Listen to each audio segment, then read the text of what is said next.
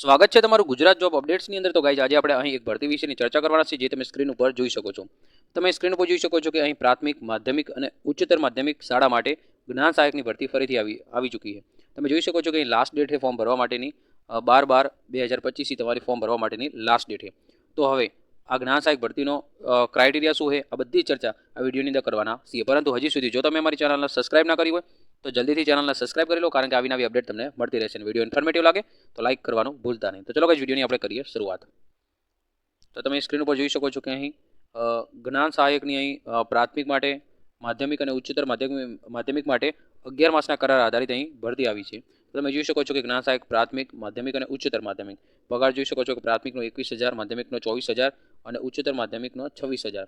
વય મર્યાદા પ્રાથમિક માટે 40 વર્ષ છે અને બીજા માટે 45 વર્ષ છે।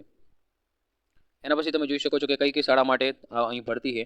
તો શિક્ષણ વિભાગ અંતર્ગત ગુજરાત રાજ્યની સરકારી પ્રાથમિક શાળાઓ તથા સરકારી બિન સરકારી અનુદાનિત માધ્યમિક અને ઉચ્ચતર માધ્યમિક શાળામાં તથા કમિશનશ્રીની આદિજાતિ વિકાસ કચેરી તથા સામાજિક ન્યાય અને અધિકારીતા વિભાગ હસ્તકની નિયામક શ્રેણી અનુસૂચિત જાતિ કલ્યાણ અને નિયામક શ્રેણી વિકસતી જાતિ કલ્યાણ કચેરી હસ્તકની ગુજરાત રાજ્યની અનુદાનિત નિવાસી પ્રાથમિક શાળા મતલબ કે આશ્રમ શાળા તથા માધ્યમિક શાળાઓમાં જ્ઞાન સહાયક મતલબ કે પ્રાથમિકની અને જ્ઞાન સહાયક યોજના માધ્યમિક અને ઉચ્ચતર માધ્યમિક બંનેની શાળા માટે 11 માસના કરાર આધારિત અહીં જ્ઞાન સહાયકની ભરતી, મતલબ કે અહીં જે સરકારી અનુદાનિત, બિન સરકારી, આશ્રમ શાળા બધા જ માટે અહીં ભરતી જાહેર થઈ છે।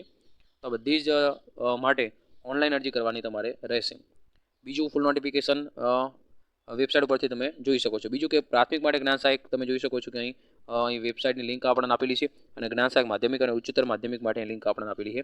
ઓનલાઈન અરજી કરવાની તારીખ તમે જોઈ શકો છો કે 2/12/2025 સોમવારથી તમે ઓનલાઈન અરજી કરી શકો છો।